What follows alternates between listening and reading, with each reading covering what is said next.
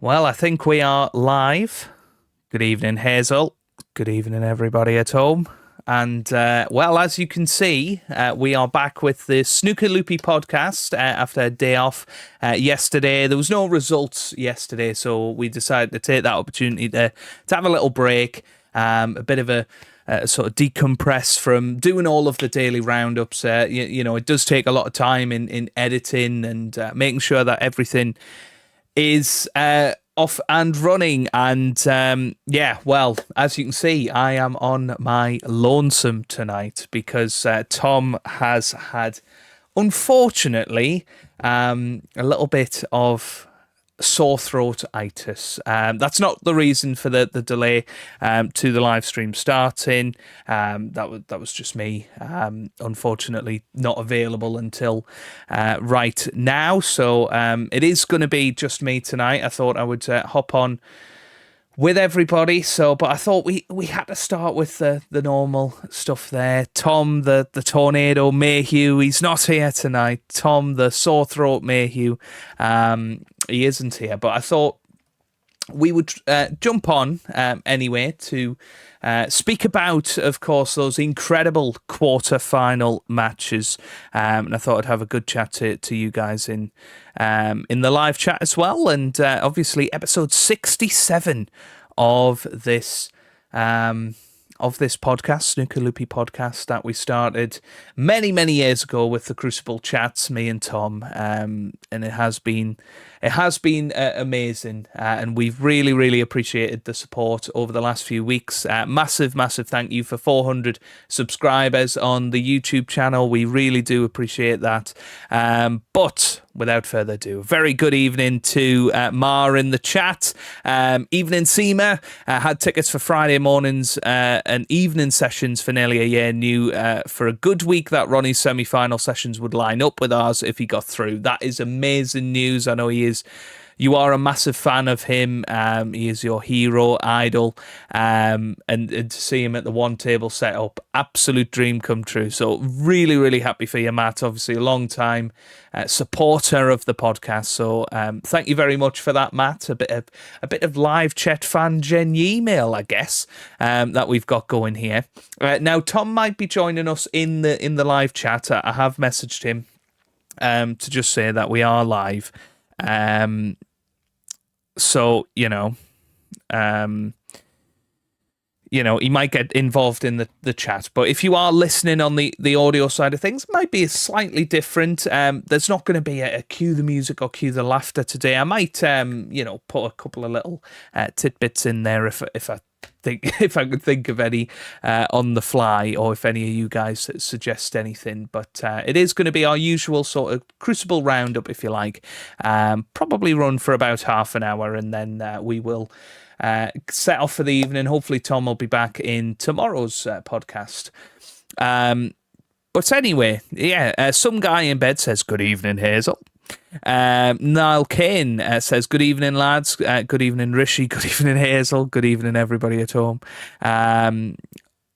Did you guys enjoy the Judd and Luca match? For me, that's got to be match of the tournament. I think certainly the first two sessions were very, very entertaining of that match. Obviously, probably slightly overshadowed by the fact Ronnie was on the other side of the arena. I don't think Judd will be too happy that as world number one. He wasn't live on the BBC, but he is. It was a great match to watch. Certainly when Luca came back from 5-3 to lead 7-5. I mean, he was 5-1 down. I think ended up 7-5 ahead. I thought Luca was really going to push on from there, but it didn't happen. Judd played immense tonight. 2 centuries to break the record. He was amazing. And I think he's a big favourite for the tournament. But as I've said throughout the tournament, I do worry that he maybe has peaked a little bit too soon. But he's in a good position. He's going to be playing Mark Williams. We'll talk about that match against John Higgins in a little bit. But wow, can you see Ronnie and Zhao being fireworks over 4 sessions? I actually can't, in a way. I don't think Ronnie's playing well enough. I don't think Zhao's been overly convincing. He played very well in his first round match against Jack Jones. Certainly that first session when he went 7-2, but I can't say I've seen a lot from Zhao Xintong to suggest that match is going to be fireworks like it's billed. I don't think Ronnie's playing quite well enough for that to... I think it will be exciting, but will it be the, big breaks every frame, attacking snooker? Possibly not. But I hope I'm wrong about that. Is it Vahan? Yergo, good evening, Hazel, he says. Now Kane says, where's the cue ball going? Some guy in bed is Mr. Dog. Good to see you, Mr. Dog, by the way. We did change the live stream a little bit. But yes, just catching up on all of that. Good evening to, is it Keobats? Keobats, I think it is. Asking where's Tom. Hello to Tom Lewis. Very good to see you. How are you? We've got Zafar, interesting stat. Chris Wakelin only made one break over 50 against Xintong. The potting will be key if he's to beat O'Sullivan. Hope all is well with Tom. Tom is in the chat. Hello, Tom Mayhew. Good to see you down there. Hello, all. Had a nasty sore throat, so I can't talk very well. Hope you're all enjoying the snooker. Certainly seems like people have been, Tom, and we hope that you are back very, very soon. Ronnie, red shot at the championship. I agree, that red towards the end. I will sort of go through that in a bit. We have got Colin Quish down there as well, and Mark Bennett. Hello, Mark Bennett. Thank you very much for all of the good evenings. I was just about to get to that. So three things have happened today. The Ding curse has continued. So Luca Brissell has gone out. The match after Ding beating Ding. The Ding curse lives on, which I know Tom will be absolutely delighted about. The Tour Championship curse has continued. So that is anybody that has got to the final of the Tour Championship or won the Tour Championship has never gone on to win at the Crucible. So that's continued with John Higgins' loss. And unfortunately, the century curse of the World Championship has ended. No, it hasn't ended, sorry. It continues because there still has not been a century in every match. The Chris Wakelin and Zhao Xintong match, unfortunately, was the first match of the championship and thus far the only match of the championship to not feature a century. So, unfortunately, we've been keeping an eye on that stat, but that has not been broken. So, yeah. Unfortunately, Matt, it hasn't happened. Tom Mayhew, evening everybody at home. Dave147, Ronnie's winning nothing unless an overnight change back to Brass Ferrell. Perhaps, yeah, that could change things. I know he's had a little bit of work done on his cue. I think tonight was the first time he admitted that his cue was a problem. So very interesting to see that. Do let me know how the quality is of the live stream. If I need to change anything, do let me know. I think Ronnie Trump final. Trump will win it, possibly.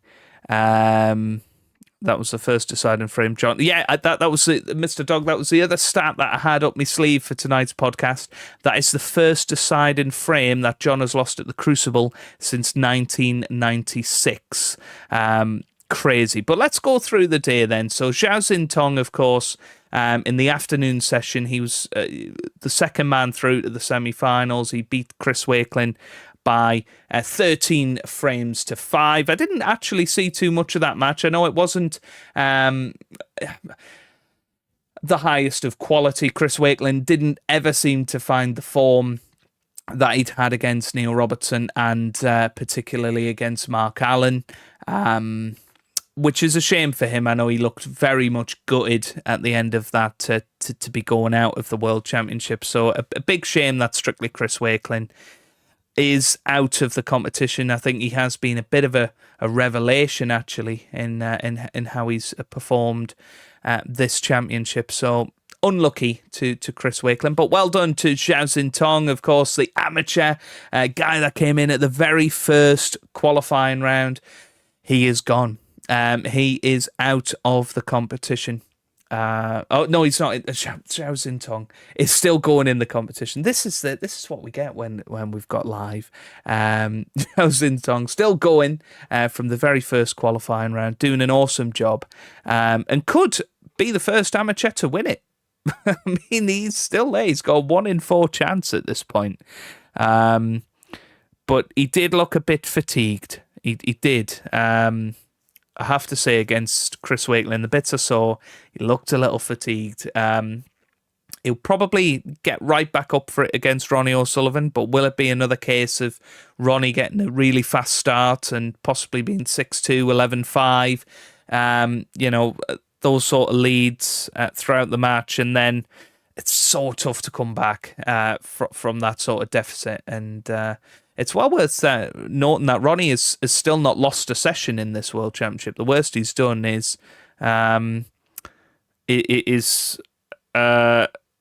leveling a session. So interesting.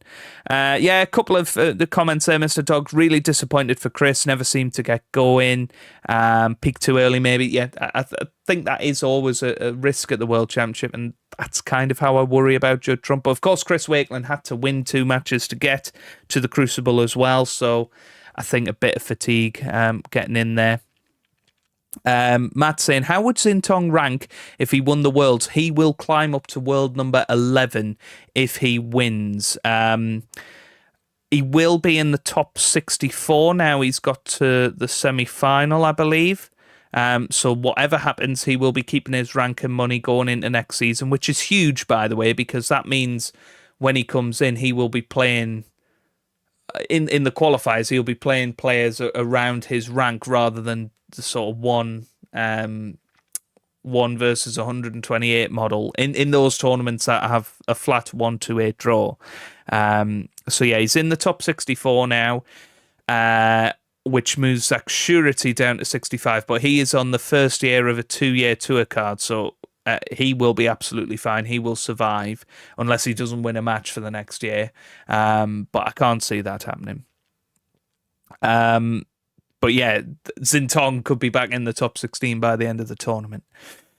So obviously we had that match. The one this morning, I mean, I managed on my lunch break today to catch the deciding frame of John Higgins versus Mark Williams. I couldn't believe when I saw that Mark had actually gone 12-8 in front. He was 5-1 down in that match, managed to win 11 of the next 14 frames, which is insane. He beat John Higgins 11-3 essentially in the following frames. He's a monster, isn't he, Mark Williams, for doing that? And some of the long pots he was pulling off was ridiculous. Having watched a lot of that last night, and how he came back out and ended up 8 all after being all at sea at some points against John Higgins. His long potting just seemed to be amazing. And having watched Mark Williams live in the arena against Hossein Vafai, his long potting was awful against him. So that's incredible. I mean, the Williams-Higgins will go down as a Crucible classic. Higgins doing what he always did. I think Mark only scored about 30 points in those 4 frames from 12-8 to 12-12. And it just shows the character of Mark Williams, that he was able to come out in the decider and put it to bed. It was an amazing, amazing achievement. So well done to Mark Williams. And a black ball finish 40 years on from that incredible black ball final of Dennis Taylor and Steve Davis back in 1985. It just had to be, didn't it? But I do think John Higgins should have rolled that blue in, given the pocket every chance. He sort of tried to edge his bets, and yeah, really, really tough to see John lose that match from that position. He had match ball, missed it, but what a clearance from Mark Williams to knock that blue in, come twice across the table for the pink, dead straight on the pink, rolls it in, rolls the black in, fist in the air, absolutely amazing. So Yeah, well done to Mark Williams on that one. And a very unexpected semi-finalist for me. I know a lot of people were backing him to have a good tournament. I couldn't see it myself. And I think early on he was very much in his head about his eyesight. I think that's dissipated now. I think he believes he can win it. Whether he believes he can beat Judd Trump over 4 sessions, I'm not sure, but I don't think he would have believed that 3 years ago. Obviously had an awful start against Trump, came all the way back to a decider and lost in the deciding frame 17-16. I think he'll be a bit more prepared for that this time. Fingers crossed he can pull out some of his long pots that he had last night against John Higgins, and every chance that he can run Judd all the way. It's time the BBC had simultaneous translations for interviews. I think that's fair. They seem to have gone off Rob Walker doing the interviews this year, which I think is good, considering Rob Walker's been very hands-on with people. I think it would have got quite uncomfortable, as much as we love Rob Walker on this podcast.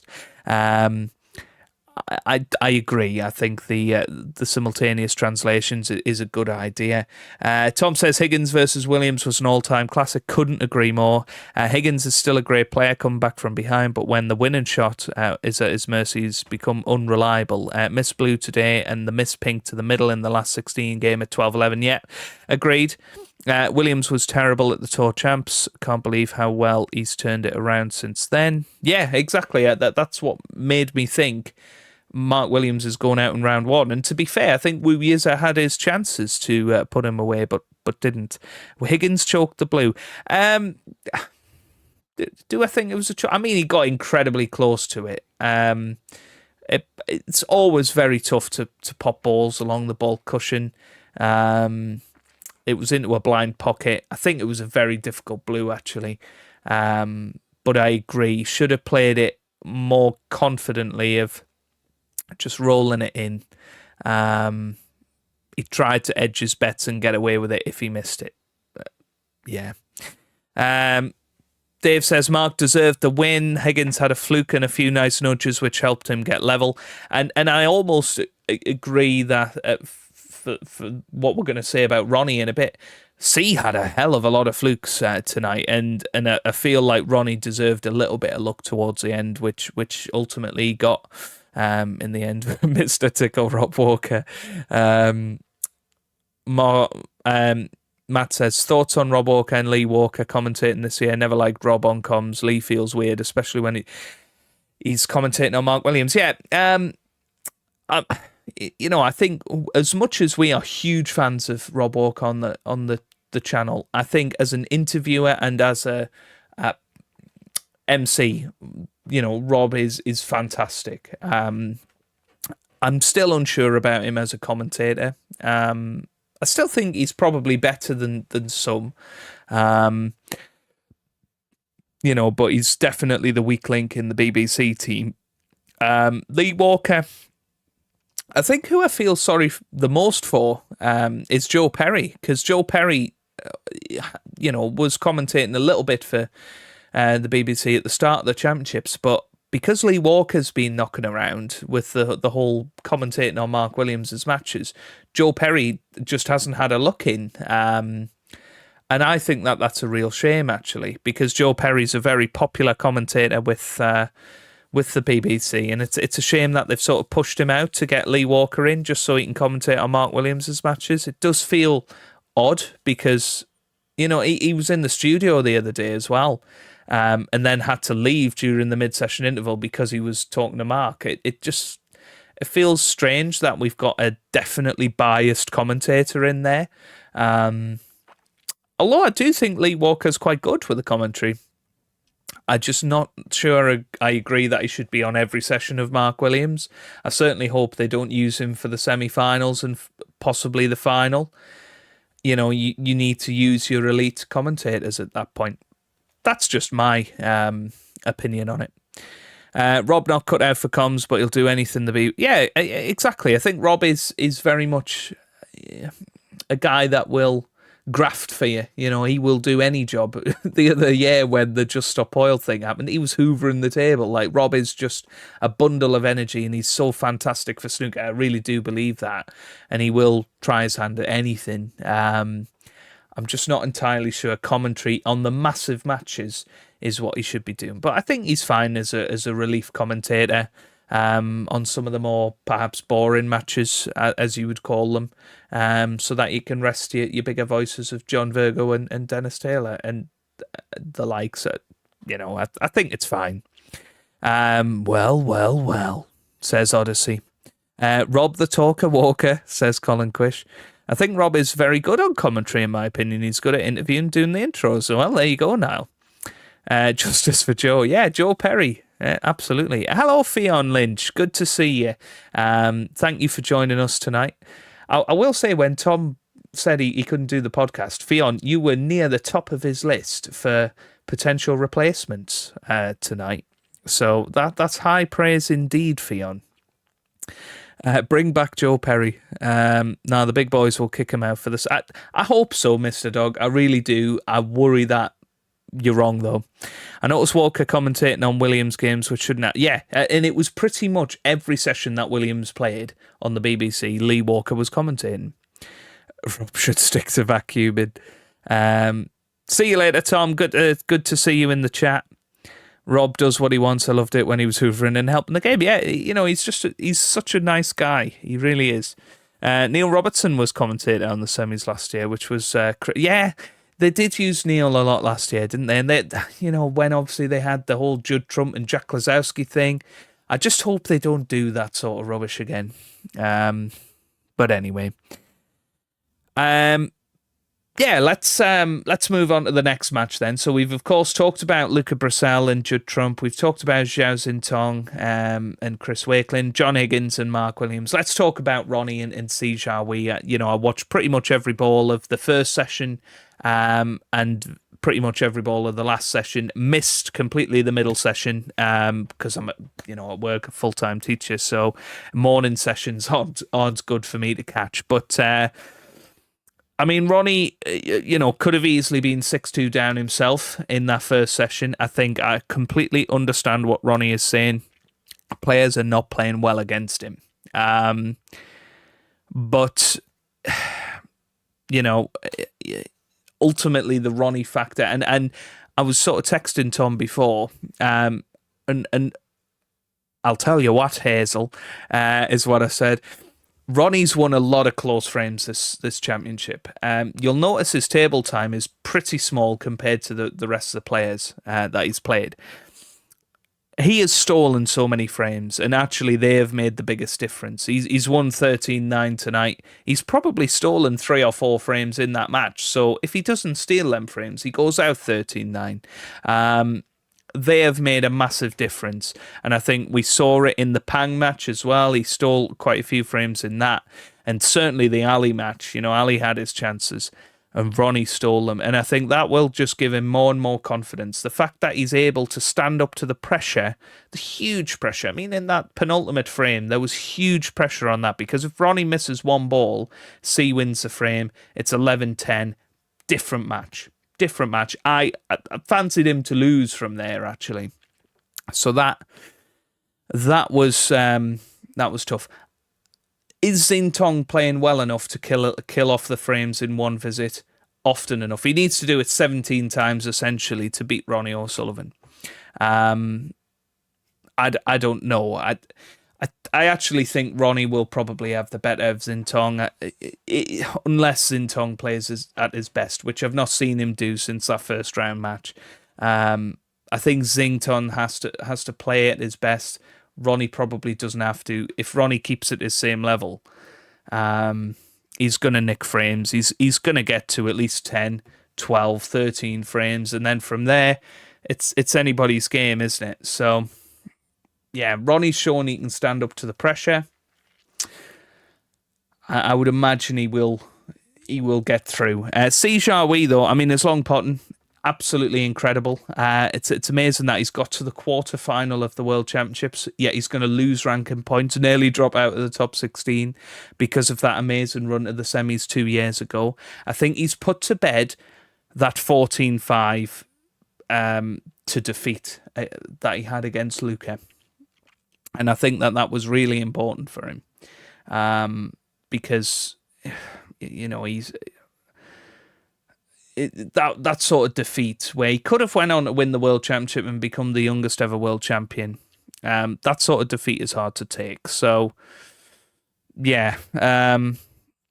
Well played to see Xiaohui, and of course getting back to somewhere near his best. He played pretty well. He ran Ronnie close tonight, but that key frame, to be honest, the key frame was Ronnie getting that 82. C was in that frame as well. C had been in every frame tonight. That first frame that Ronnie got on the board, I think, was key. And obviously the one to go 12-9, you sort of knew that was the final nail in the coffin. But yeah, it obviously set up an intriguing semi-final lineup. We've got Zhao Xintong against Ronnie O'Sullivan, and we've got Mark Williams against Judd Trump. Now, how do I see those going? I mean, if to give you my quick answer, I think Ronnie will beat Zhao Xintong. I think it might be closer than you think, but probably about 17-11, 17-12 is what I'd imagine will happen. I think Ronnie will probably dominate the first session or two and then just sort of hang on from there. I imagine that the second semi-final will take a very similar path to what it did 3 years ago. I think Judd will probably dominate the opening stages, but Mark has shown that he can compete, he can come back like he did against John Higgins. So yeah, I mean, absolutely, Mark's in there with a chance. But if I had to guess, I think Judd Trump will probably beat him. Maybe again, fairly comfortably, 17-12, 17-13. But I hope I'm wrong. I hope Mark Williams can make it through. I'd love to see a Class of 92 final, which would be for the first time since 2018 with Mark and John. And we'll see. I'd love to see that. But I think it will be Ronnie against Judd in the final, and I think Judd might just have a little bit too much for Ronnie in the final, unless Ronnie can find a couple of gears over the next few days, which he might well do. You know, you win 36 frames to get to the semi-final, and then you've still got to win another 35 to win it. There's still plenty of time for Ronnie to find some form, and if he does find his top form, I feel like Judd can't keep playing at the level he has been. So there's every chance he wins his 8th. And, well, we will see. We will see. Kiabat says, if Ronnie does win the World Championship, do you think he'll retire? No. He seems to have it in his head he's going to do these 2 years, which coincidentally lines up with his deal with Saudi Arabia. So I imagine he will be playing 2 years regardless because of contractual things. Whether he plays in every tournament, I don't know. But I don't think he will retire. Vion Lynch would have been an honour to come on. What's Tom gone off to today? Well, Tom's unfortunately got a very sore throat and he's lost his voice, so didn't want to come on the podcast tonight. He told me very early on, about tea time tonight. So but we decided I'll just do a solo one tonight, and have a chat with you guys in the chat live. Hopefully that's been okay. What issue did Ronnie mention about his ski? He just said it felt horrible. He'd had a bit of work done to it. The ferrule felt bad. It just didn't feel right. He needs a new tip. So I would imagine Ronnie's going to do a lot of work with that before tomorrow afternoon session. Colin Quish, C is far from the complete player. He still has so much to learn and improve on. Yeah, agreed with that. What's your score prediction? I did say that. Do you think Ding has been surpassed by the younger Chinese players, or is he still the benchmark? His temperament still lets him down, which is strange to say. I mean, I don't think Ding has been anywhere near his best since, probably about 2013, 2014. I think for the last 10 years or so, he's been surviving. He's been nowhere near his best. He's dropped out the top 16 a couple of times. I don't think Ding is really around to win big tournaments anymore. He did win the UK Championship a couple of years ago. But I just can't see Ding being a serious contender for the very biggest title. And I think genuinely, it's down to his cueing. I think he's got a little bit of a case of the yips. I did show this on... not that one. I did show this on the podcast a little while ago. But if you watch Ding cueing, he will sort of do his feathers. And then as he's about to deliver the cue, sometimes he will then push through the cue, part way, stop, and then continue to do it. So it's like a sort of judder and then go. Judder, then go. Judder, then go. So I think that's his main problem. I think it gives him a lack of consistency with his long potting. I think it gives him a real difficulty with his cue ball control, which is the main facet of his game. And it's his confidence that isn't there. And so, yeah, I don't think Ding is the benchmark anymore. I think in terms of his achievements, I think the level he was at is still probably higher than the rest of the Chinese players at the moment. But I don't think he's the best Chinese player anymore. Ultimately, that's my opinion. When Ronnie does retire, who do you think will be the next face to really carry the sport? I can't imagine snooker without him. I agree. Unfortunately, I think snooker will struggle. And I think it's the next 10 years are crucial. I don't think Judd Trump has really took on that mantle of people's champion. I don't think he's that popular, actually. He's got a lot of supporters, but he's also got a lot of people that really don't like him. And I can't see him taking on the mantle that Ronnie does. People enjoy watching him play, but he's not got the adoration that Jimmy White has. So I can't see that happening. Obviously, the class of 92 are probably going to be gone, certainly within the next 10 years. You can't see them playing into their 60s at this standard. And if they are, then something's gone wrong. The likes of Selby, Robertson, Murphy, they're all in their 40s now. They're going to be pretty much at the end of their careers in 10 years, if not before.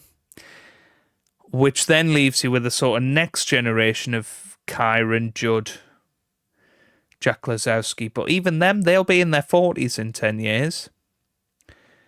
So unless, somebody like a Zhao Xintong or a Si Jiahui, Wu Yiza type character becomes incredibly successful and charismatic and vulnerable, if you like, I think snooker's in trouble. I do think that. I don't see the direction that we go in. I guess Luca kind of can get people behind him, but he's not entirely popular. Stan Moody is a young player that could do very well, but I don't think he's got the charisma to do it, to carry the sport. So I guess we're just waiting for somebody to just burst onto the scene that has all of the aspects of Ronnie. But yeah, I don't know. It's weird with Ding because sometimes he cues normally and other times he pauses. Yeah, I think it's a pressure thing. I do think it's a pressure thing. Fionn, have you seen the draw for Q School? We have not. I have not seen that yet. Some brilliant names this year. Jason Tart. Well, we love a bit of Jason Tart to beat William Lemons to qualify. I mean, this is brilliant. Me and Tom are absolutely going to love this year. But I think for now, that is where we're going to leave it for today's podcast. I know it's been a bit more of a roundup video, but, wanted to check in with you guys, obviously talk about the quarterfinal, preview the semi-final somewhat. We should hopefully be back for a podcast on Friday morning. We'll hopefully record one on Thursday night, but it depends how Tom's feeling. Potentially we might do another live one. I reckon if I do, I'll try and get a guest lined up so that we can bounce off each other. But thank you very much for your support tonight, and thank you very much for tuning in just before midnight. I mean, late night on a Wednesday. We really do appreciate all of the support. Hopefully you've enjoyed it. I know it's been very much of a ramble, but thank you for getting involved in the chat as well. And yeah, let us know what you think down in the comment section down below. We will be back on Friday. Thank you very much for everything. I've got plenty of fan gen email that we can share. We'll have Cue the Laughter and Cue the Music back in the next episode. But for now, thank you very much, and we will see you later. Goodbye, Hazel, and thank you for joining.